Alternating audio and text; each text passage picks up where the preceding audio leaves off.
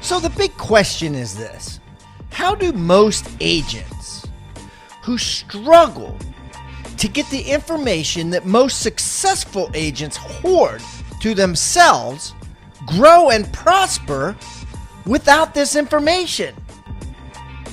That's the big question, and this video cast is the answer.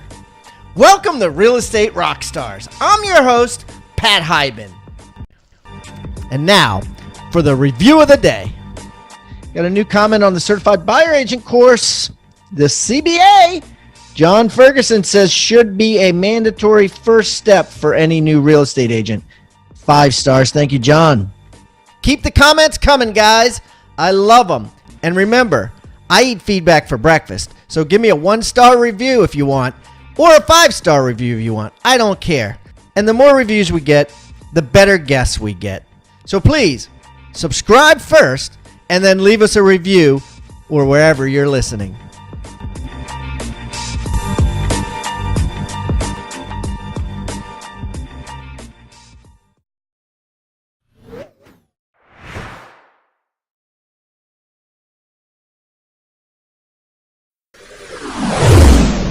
All right, Rockstar Nation, I got a great guest today. You know, this dude came on a long time ago, like a long time ago. I was going to look it up, but I didn't even have the chance. But I'm going to look it up before we leave. But anyways, Lars Hedenborg came on, and Lars is crushing it. He is the coach, the real estate coach to the true winners, the real estate teams that are doing things on a whole nother level. And what I noticed was I kept having big teams come on my show, or big team leaders come on the show. And when I asked them the ECI question, which I know you guys love, ego commission income, their ego commission income was massive, right? And their profit margin, they either said they don't know it, or they gave a round number. You know, when I knew it was a round number, when you could just tell when they would say, oh, about 40% right now. You know, it wasn't 23.5%. I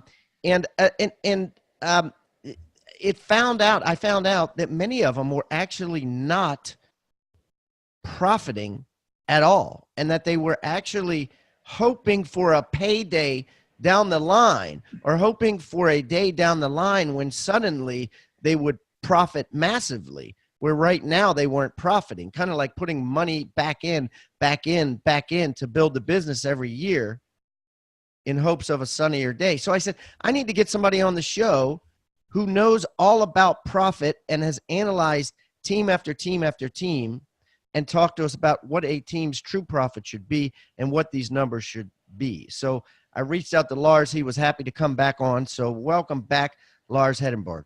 Yeah, thanks for having me. And this is just one of those topics, and I don't get fired up. I mean, generally I'm an even-keeled dude, and I don't get fired up about much, but this is just one thing lately, as there are like everyone's becoming a real estate coach, and you don't really get a glimpse inside what their business looks like. I mean, they can fill a room with people that are taking advice on how to build a real estate team, and like, I know some of these teams, I've seen their financials, and I know they're not profitable without the team leader's personal production.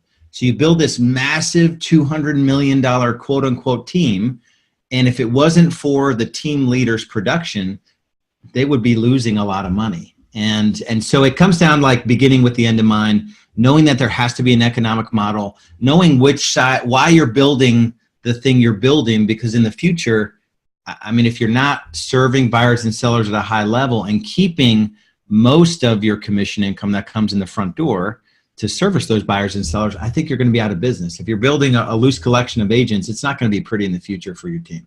I like that word, loose collection of agents. Okay, so let me skip back a little bit. First of all, Lars, why don't you tell everybody who you are so they get to know you better? And by the way, Lars was 200, right? By the time this comes out, we're going to be close to 800. So Lars was episode 200, if you want to go back and listen. So it's been a long time, but I'm glad I got him back on. Go ahead. Tell everybody about yourself. Yeah, so I got into real estate in 2007. Real quick, my wife was pregnant. I knew I had to build something that had leverage. I came from a corporate background, hired an assistant quick. I'm like, can't work with buyers because that's evenings and weekends, and I want to be a good husband and father. So I hired a buyer agent. I failed miserably in hiring, but somehow went from 58 to 118 to 178 to 248 families served, 300, 400 plus.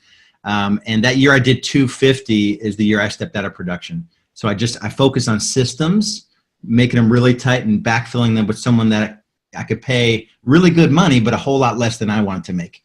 I'm close to probably over 3,000, not quite 4,000 families served in the real estate team. And I've been doing real estate B school, founder 2013, with an eye towards business coaching for real estate agents. There's this huge void in like just basic business fundamentals. What is your economic model? You know, how do you deliver a world-class experience to buyers and sellers so they refer business to you, so you don't have to spend a whole bunch of freaking money on Zillow and Realtor.com and the lead sources that are, you know, the returns are waning fast on those lead sources. So that's just in a nutshell what I've been up to. That's awesome. And B school stands for business school? Yep, sure does. Yep. All right, good. All right, cool. So let's talk about this. So first of all, let's start, and I know you do teams, right? But we got to start with a solo agent to work our way up the teams. Can we do that? Yeah, absolutely. It's crazy. So 85% of real estate agents don't have an assistant. 85%. So if you look at, there's easily a dozen jobs of the real estate agent working with buyers and sellers, and what it takes to get the opportunity to work with the buyer and seller all the way through closing and beyond. 12 different jobs. There's only like 2 or 3, maybe 4 of those jobs that pay more than $50 an hour. Like if we're being just totally true, you know, buyer agents, you can probably get them for 30 to $50 an hour, even though we calculated on splits. Listing agents on our team, you know, they'll probably work 2,500 hours making so they're about $50 to $75 an hour.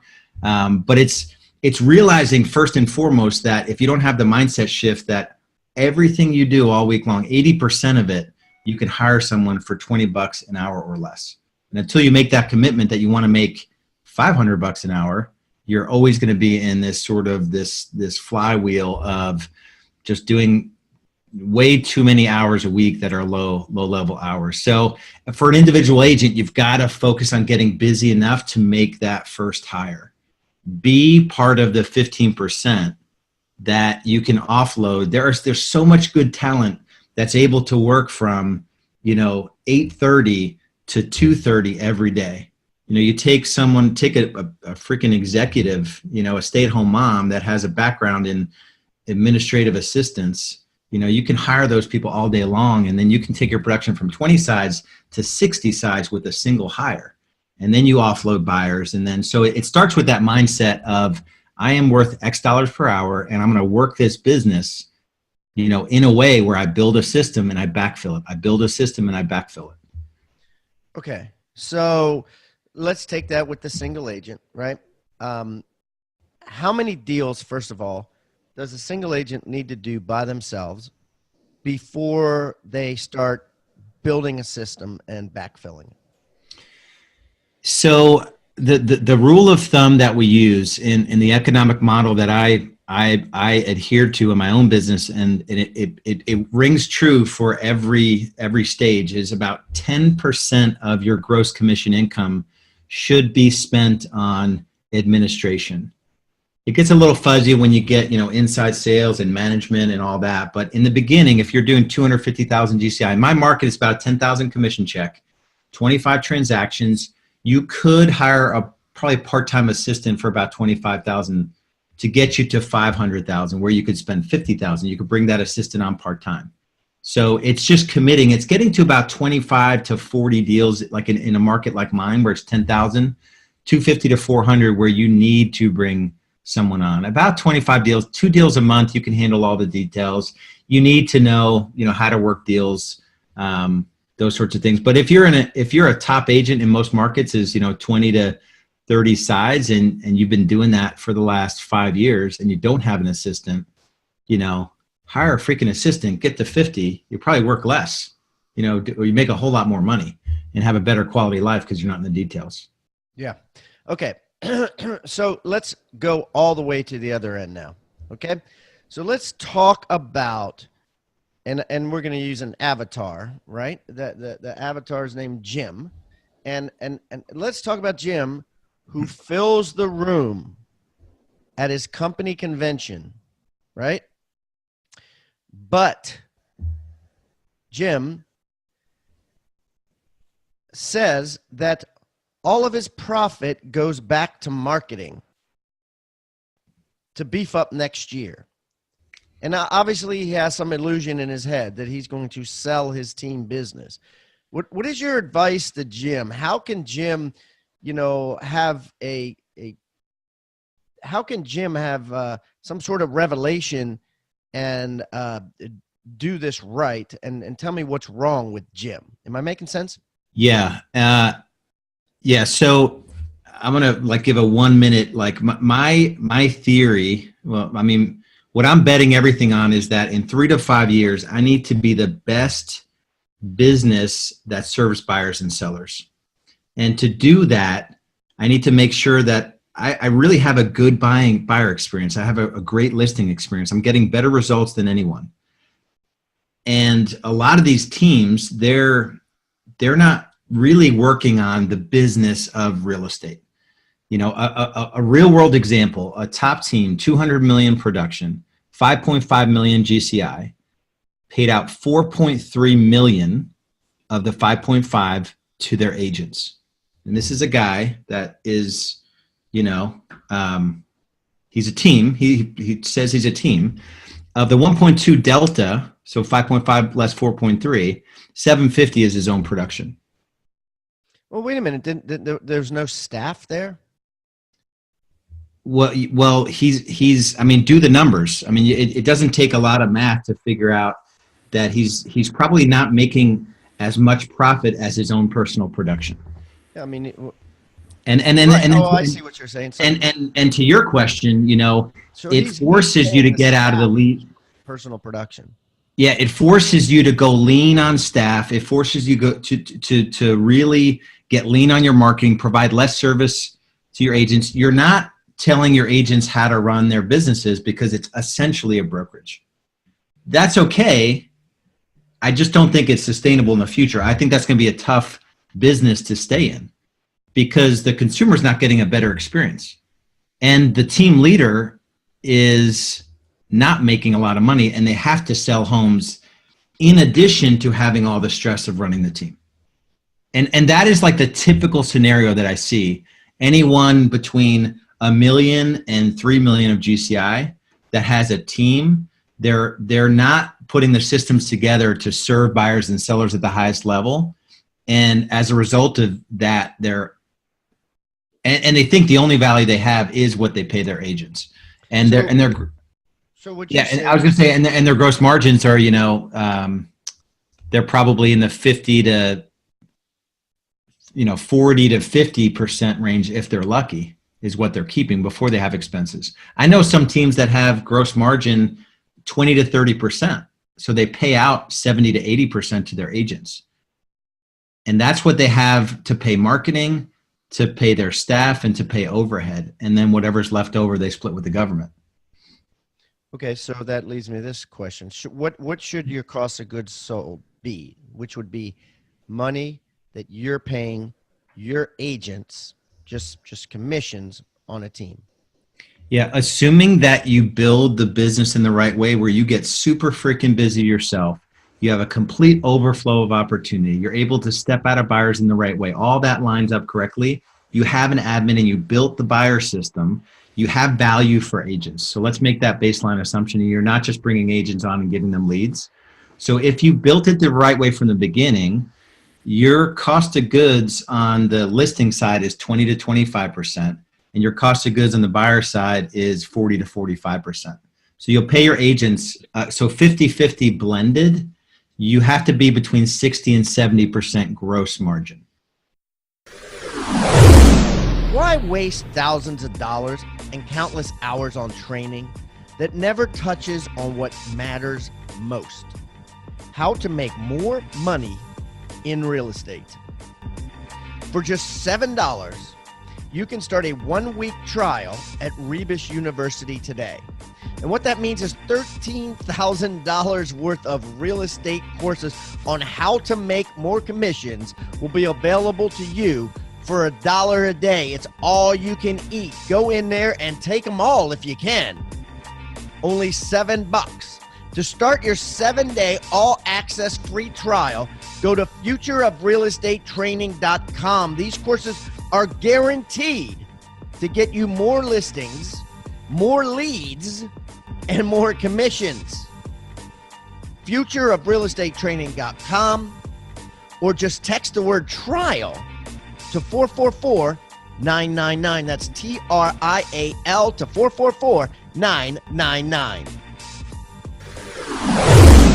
So what he's saying is, let's say 35%, right, guys? You should not, when you look at your profit loss, if you have a team, I don't care how many people you have on your team, the amount of money that goes out to your agents versus the amount of money that the company keeps before paying all the bills is 35% or less.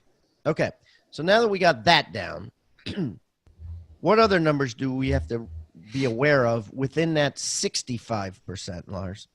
It's roughly 10, 10, 10. So 10 for marketing, advertising, leads, including technology that leads to that, like a Boomtown or dialers. We lump those into marketing. 10% to people, so your administrative staff. So if you're doing $1 million GCI, you have 100,000 to spend on people. So probably 2 administrators, 2 really good administrators for my market, and then 10% on overhead. Overhead's your rent, we probably throw our phone system there, our dues, our training, our travel, those sorts of things. So 10, 10, 10, roughly. There are seasons where you'll be under because you had a big push in growth because you really dug into, handling leads better. And there's periods where, last year on people, we were at 15% because we had we hired an inside sales manager. We had a full-time recruiter on our team. So there are times where you'll get out of whack, but you have to have this guidepost with okay, 65%, 10, 10, 10, worst case 12, 12, 12. So the 65 becomes 30 and you're out of it and you're not involved in the business. So 30 to 40% to split with the government is where you could run your business if you set it up the right way and you start with this systems focus. And the value is way more. Our lead agents will make less than 20% of a commission check, and they'll make more than $200,000. So it's not a splits game. So the mindset is to get out of the splits game of real estate. You want to provide value to your team members. Our runners make more than the average real estate agent in our market. That's sort of our lowest paying job. And then we have our lead agents who make over 200,000, but they've got a cast of characters that support them. Yeah, I love it. I love it, guys. Okay, so I hope everybody wrote that down. 35, 10, 10, 10, right? So you're left with 35. So the bottom line is 35% is what you should be taking home on a team. And that includes you not in production, right, Lars? That is the key right there. So there are teams that are doing 2.5, 3 million GCI. Well, I'll have a strategy session with them, and the team leader is 40% of the production, and they're not hitting those profits. And it's a variety of reasons. They're agents. They're not holding their agents accountable. They have no lead management system. They're not tracking anything in their business. So there's a rebuilding process that we take them through. But that's 100% right. If you build this thing the right way, you'll achieve 30% profit or more, and you should be out of production. But you're providing way more value to the team being out of production than being in production, because you're coaching your agents to another level. And more value to the consumer, right? Because I think that's the mindset is, I am going to be more valuable to consumer, especially the ones I know, if I'm going on listing appointments, right? Yeah. And you're saying it's actually the opposite. You're going to do better for them, and they're going to have a better experience if you're the manager, if you're the CEO versus if you're the agent? Yeah. And so if you are great at being the agent and you have this standard of care for buyers and this standard of care for listings, think of how many more buyers and sellers you could serve with that standard of care if you teach people that get paid a lot less than you do to deliver that standard of care. And it's anywhere from 12 to call it $75 an hour. That's our whole team. That's what they get paid. And your job then becomes just to coach them. So I can take an agent from 2 sides to 5 sides a month just with coaching, structure, and accountability and skills and those sorts of things, right? That's way more valuable to me personally. And the fact that they're not entering their listings, they're not doing any of the marketing, they're not running signs. All of our consults are in the office, so none of our agents are even leaving the office. You know, we got showing agents and sellers come to the office, buyers comes to the office. So it's just making that mental shift. Like, I'm not a real estate agent, even though I am. I'm going to make this shift in my mind to business owner. And it's straight up E-Myth. You know, everyone's read the book, but are you actually building the thing as if you had to replicate it 10,000 times? Well, you know, agents struggle the most, I think, of a lot of jobs out there, a lot of occupations out there. Why do you think agents out there struggle so bad with dropping the damn listing appointments?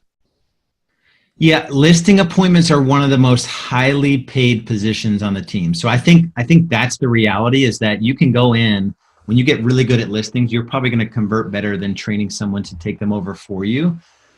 And I think that's part of it, is that, like, I can make a lot of money doing listings. At some point, you're going to get sick of doing listings if you get enough opportunities. We set 2,000 listing appointments last year, you know, and we met not as many of them as we should, but we met about 55% of them. So we couldn't have, you know, I couldn't go on any of those appointments.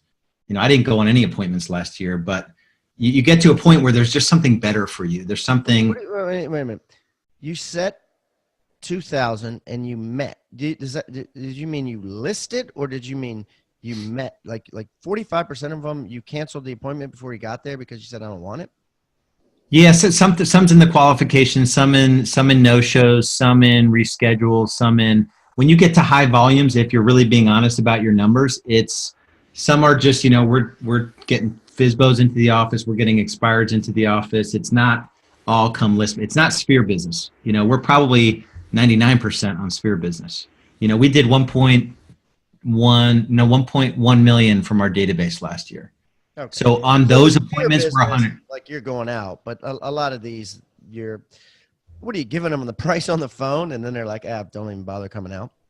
I mean, we set the appointment, then we go through a qualifying process. But my point is that you'll get to a point where if you're going to grow, if you have a growth mindset, you're going to get sick of doing one thing all the time. Yeah. Oh God. Yeah.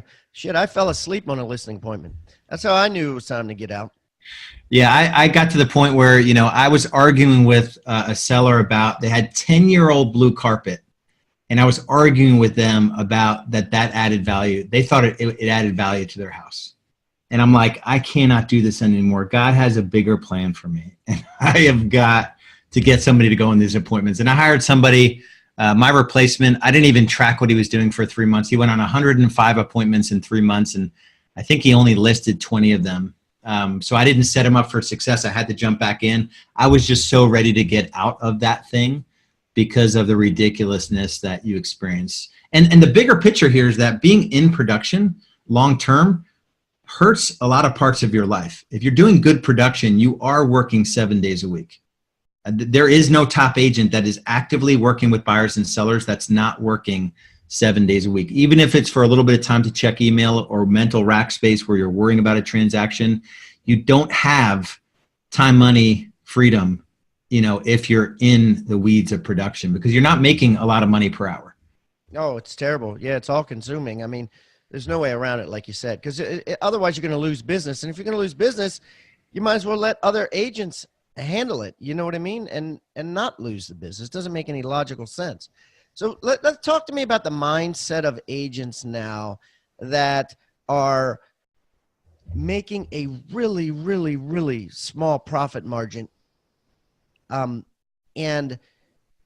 they're under the anticipation that somehow in 2 or 3 years, when they hit some sort of critical mass number, that profit margin's going to all of a sudden be better.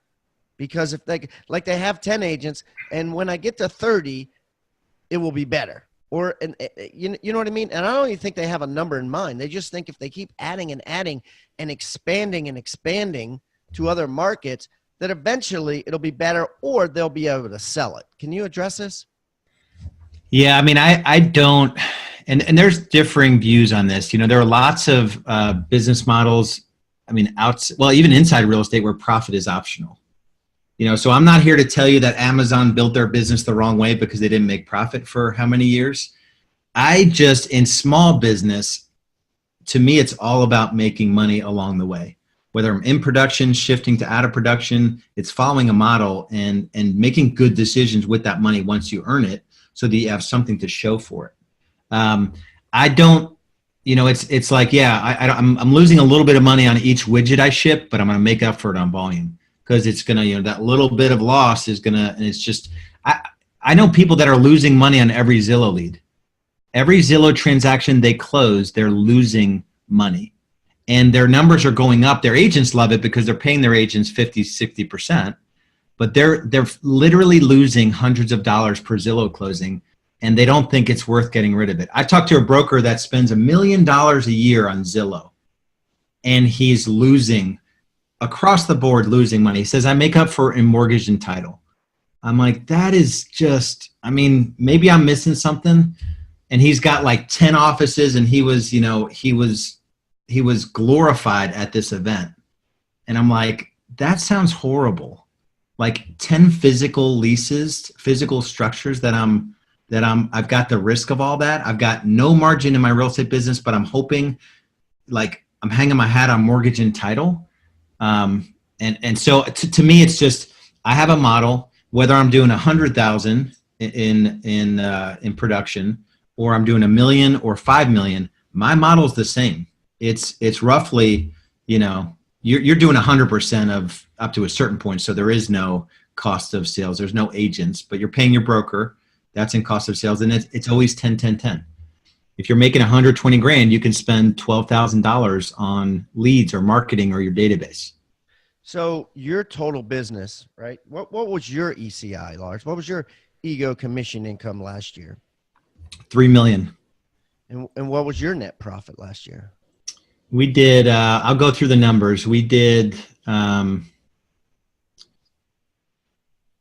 we run our financials. So we have our lead agents and our broker. We were at 82% after we paid our lead agents and our broker. Wait a minute, slow this down. First of all, I know you're not BSing me, because you would have just said, oh, Pat, it's 35, 10, 10, 10. You would have said you made 35, which is a little over $1 million. So go ahead. So you paid 82%. You paid 18%. First of all, what brokerage are you with? Keller Williams. Okay, so you paid 18% to KW?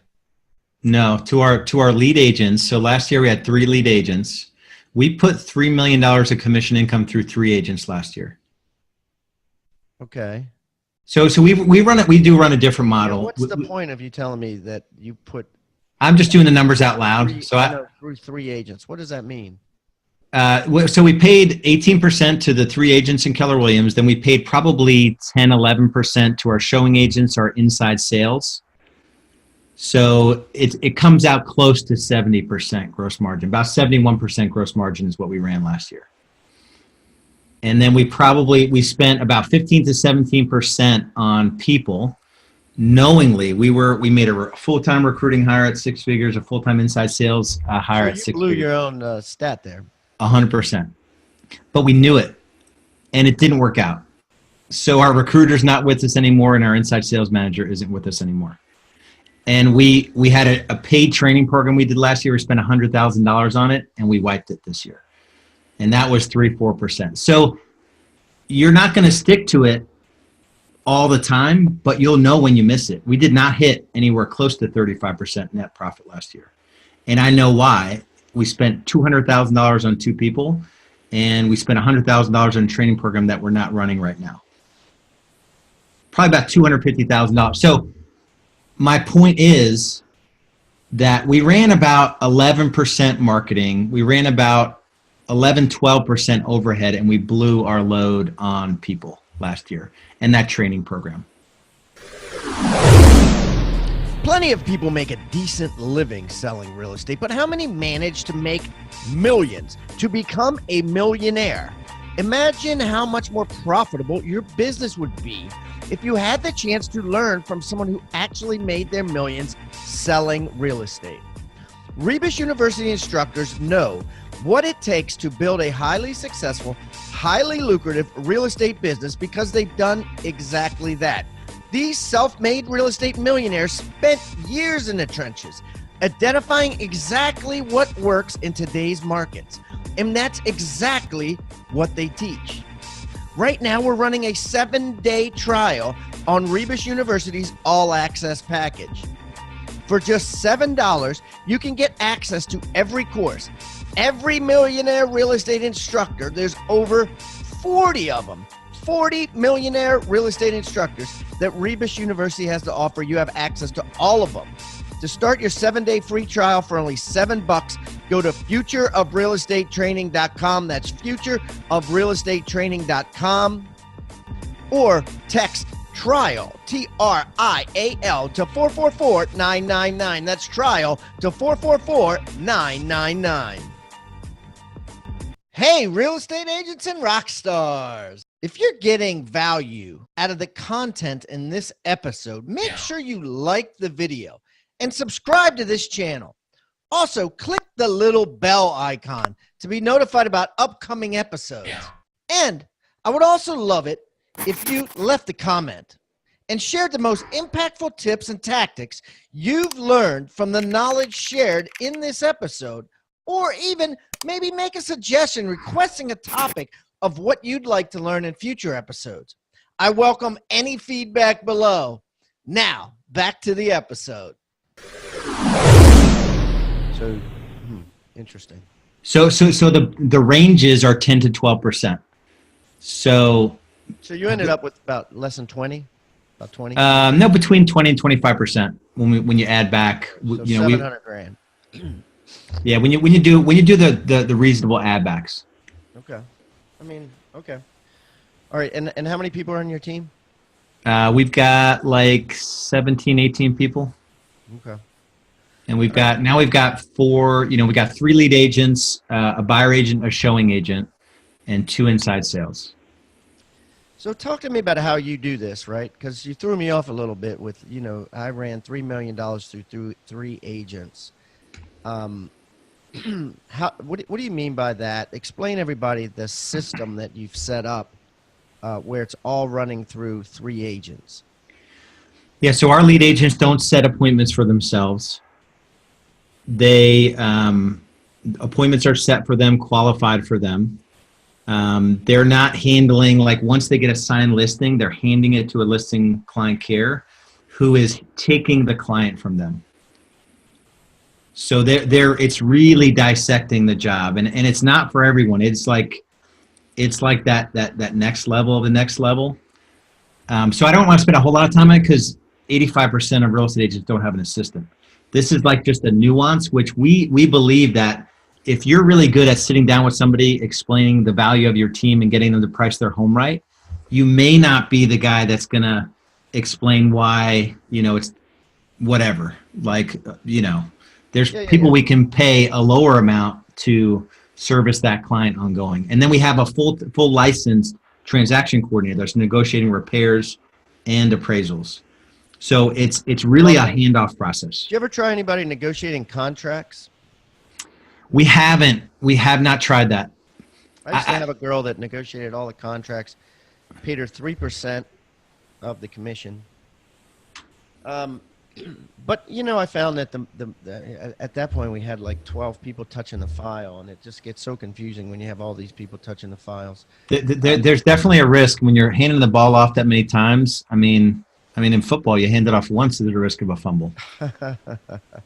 So we're handing it off probably on the seller side. Our seller services team There's the inside sales that sets the appointment. There's the runner that delivers the pre-list packet. There's the listing agent that takes the listing, or the ISA comes back in to follow up. Our listing client care, our transaction coordinator, and then, we do a post follow-up call. So there's like five people that are really holding the ball. All right, let's go back to our avatar, Jim, right? He's on stage at his company convention. He's clearly, the father of the ego bomb, right? He said, I'm, $6 million in commission and and he's got all these agents and all these people. And, you take him backstage for a free counseling session and you sit down with him and he loosens his tie and he says, Lars, all my money is going back into marketing for next year, and we're on this trajectory of growth. We're going to take over the world. You take out his record and you scratch it with a huge Bowie knife and you go and you say, Jim, you need to be 35, 10, 10, 10. What's the second piece of advice that you're going to give Jim? It's accountability. There's no way around it. I mean, it's structure and accountability. There's no easy way to win in this industry, because the people that are most of these big teams are paying a lot of money for Zillow and Realtor.com, and they're not holding those leads accountable or their people accountable to servicing them in the right way. And that's where their profits are diluted. And their agents are just haphazard. They have no daily schedule. It's a structure and accountability issue where, like, somehow this industry has, it's just this industry where you can come in and do what you want and make a lot of money. And it drives us crazy because it makes recruiting hell for us. We go through like 100 people to find 2 people that can hang on our team. Wow, really? It's that painful. When you're looking for like real people that are willing to work hard, show up for work every day like it's a job, be on time and be accountable, and they're willing to hustle and work hard, and they have a positive attitude and a growth mindset, and they're true team players. That's our 5 core values, and it's like a needle in a haystack. Okay, wait a minute. Can you slow down and repeat those 5 core values? Yeah, so the first 2 are probably the most important. Hustle and work hard. Hustle and work hard. Got it. And embrace accountability and discipline. Yeah. So the piece of advice really for Jim is, hey, dude, number 1, get out of production. And part of getting out of production is become an accountability master, become a like a Marine Corps drill sergeant, right? Not in a negative way, but in a accountable way, up early, home late, watching every single push-up. So, yeah, I have a different view on it than that. Because a lot of people, everyone needs accountability and structure. And, just because you have that doesn't mean that you're up at 5 and you're getting home at 10. If you're on our team, it means that you what you're doing it at a high level, and you're willing to up your game continuously. And it's just, the sports analogy is it. How many teams will go to the Super Bowl if they don't have a coach that is actually pushing them to be the best at their position? There's none. And the guys that are coached at the highest level, are there times where they despise their coach? 100%. And if they're wearing a whole bunch of Super Bowl rings, like 20 years from now, when they look back at their life and they look at what they've achieved, so we're more committed to helping a human being play a bigger life and that's what it is. It's nothing more than that. And that's the same thing. We push our runner just as hard as we push our lead agent, and we're not attached to the outcome of either position. That's the big thing when you have some of these teams where an agent, I'm only making 20% on the agent, but they sold 80 homes last year, and I don't want to lose that 120 grand. So I'm not going to tell them what to do. I'm not going to hold them accountable at all. I'm not going to change my commission splits. I'm going to continue to have this life that has me in production for the next 20 years with all the pressure of the overhead. And that's straight up 8 out of 10 teams today. Yeah, I love that. And here's the thing that people don't understand. See, Lars and his leadership team have the time to nurture their people because they're not in production, right? So it's a being there, right? And being around them and helping them and coaching them every day that he's talking about. Now it comes with discipline and it comes with accountability, which is why only 2 out of 100 really, get picked. But if they have that and they're open to learning and coaching, then, everybody's served better. They are, Lars is, and the consumer is. Yeah, and the one thing I'll add to that, since we kind of got on a little bit, one thing I wish I did way earlier in my journey, and if you're building a team or you have a team or you're thinking building a team, it's treating looking for talent as the most important thing. And that's easy to say and really, really hard to do. I had like year after year where I made the mistake of like, I brought on 4 agents and I thought I was good on recruiting. And a year later, I have one of the 4 remaining or none of the 4 remaining, where you got to fail quickly in that area and have it like total straight up lead gen. Every day we're looking for talent. We're reviewing resumes. We're doing workshops now and meet and greets. We have 41 people RSVP to a workshop that we're holding. And we're just providing value to the 12,500 agents that we have on our list in Charlotte. We do a recruiting blog. I mean, we're doing more marketing and lead gen to agents or just as much as buyers and sellers. And that's one thing I wish I would have gotten way early, is that I wish I would have had the pedal down. I probably have sold 10,000 homes now if I really got that part figured out, 6 years ago. Yeah. Wow. That's a great statement to end this on. Well, Lars, this has been brilliant, buddy. Here's the thing. I want you to come on this show more than every 600 episodes. Yeah, I appreciate that. It's you're one of the guys that what I appreciate about you is that there is no easy button for you and what you've done in this industry, and even what you're doing with the training. We were chatting beforehand. There are guests that won't even go on a podcast unless you have 200 episodes, and to get to 200 episodes in anything is like 1 out of 1,000 people. So that's a testament to you and what you're doing for the industry. Just to stay at it. You've probably seen the Gary Vaynerchuk overnight success video. Yeah. So you're almost there where you can do the 1,000 episodes. So that's kudos to you. And that's the same for agents too. I mean, you got to just, keep going, keep getting your head kicked in, keep meeting FSBOs, keep meeting, do whatever, just keep at it. So, Lars, everybody that comes on the show brings a free gift. What I'm going to do is I'm going to put Lars's free gift at Lars Hedenborg #2. And I'm going to spell it LARS HEDENBORG. That's HEDENBORG. I'm going to put all of Lars's information there. I'm going to put all his social media links. I'm going to put links to his real estate B school, right? If you want to learn about how to grow your team the right way, not the wrong way. Because trust me, when you look under the hoods of most of these agents you see on stage, there is rust, there's dead batteries, and there's oil leaking. So Lars will tell you how to do a business with an ultimately clean engine with profit, which everybody loves profit. So anyways, Lars, what's your free gift today? Let me think of something that can serve the viewers here. I can definitely, I've got lots of stuff. So I'll probably provide a few things. I'll give you a copy of the core values. I think that is like foundational and fundamental.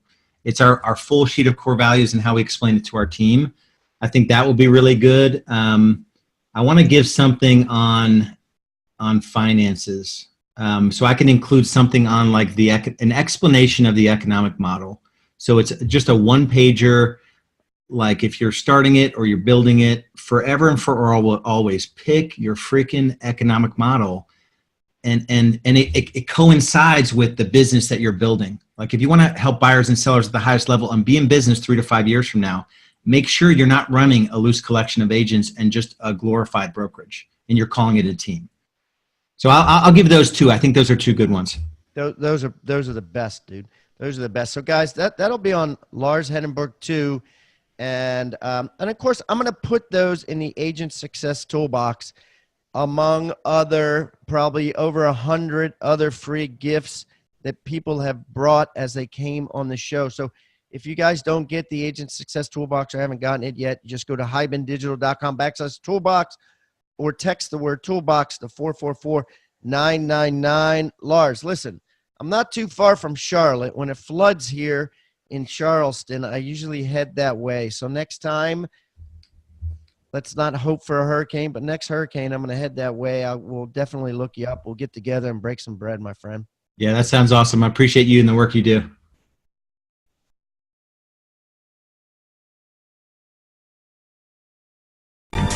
Thank you so much for tuning in to Real Estate Rockstars.